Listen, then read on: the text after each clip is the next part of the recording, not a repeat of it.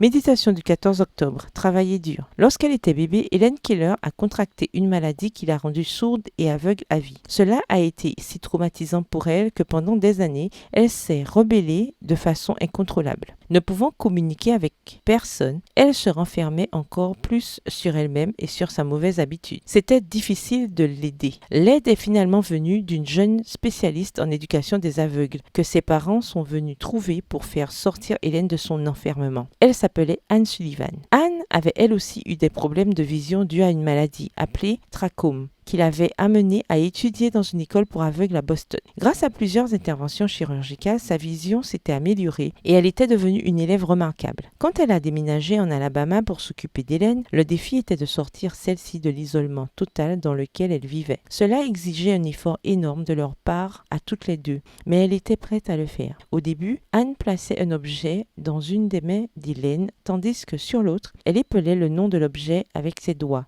Il a fallu un certain temps à Hélène pour comprendre ce qu'Anne faisait. Mais lorsqu'elle a compris, tout a changé pour elle, si bien qu'elle a pu apprendre à lire et à écrire. Elle a aussi appris à parler. Comment ? Anne mettait la main d'Hélène sur sa gorge pendant qu'elle parlait, pour qu'Hélène remarque les changements sur ses cordes vocales et qu'elle reproduise ensuite les mêmes vibrations. Hélène a été la première personne sourde et aveugle à obtenir un diplôme universitaire. D'une fille qui jetait de la vaisselle et faisait des crises de colère parce qu'elle ne s'adaptait pas à son monde silencieux, elle est devenue auteure, activiste, politique et conférencière. Les fruits récoltés par ces deux femmes dans leur vie grâce à leur travail acharné, diligent et inlassable sont incroyables. Toutes deux ont travaillé dur et toutes deux sont devenues des leaders dont l'influence perdure encore aujourd'hui. Le vrai succès dans cette vie n'est pas de s'attendre à hériter d'une fortune ou d'avoir devant soi un chemin facile. C'est de travailler dur avec humilité et en comptant sur le Seigneur. Car il y a 6 jours pour travailler et un jour où il est sacré de se reposer. Verset du jour,